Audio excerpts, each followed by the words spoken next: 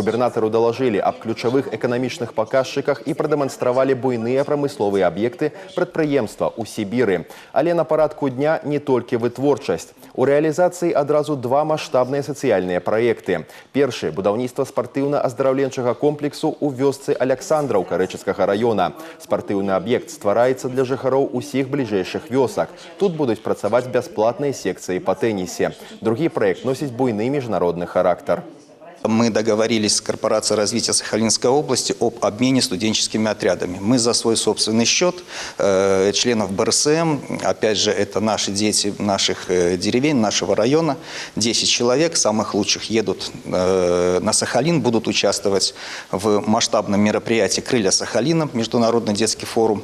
А с той стороны 10 молодых людей отправляются сюда посмотреть красоты Беларуси. Сёння «Дельта» – это згуртаваная команда з 1300 супрацоўнікаў. З калектывам сустрэўся кіраўнік рэгіёна. Галоўнай тэмай адкрытага дыялогу стала захаванне бяспекі жизнедзейнасці. На сустрэчы абмеркавалі, як абараніцца ад кібератак і не стаць ахвярай тэлефонных ашуканцаў. Таксама разгледзелі пытанні бяспекі на дарогах, на вадзе, у побыце і тэму аховы дзяцінства. У знак удзячнасці за змястоўную размову і візіт на прадпрыемства губернатару прэзентавалі карціну з выявай важнага аб'екта кампаніі ў Сібіры.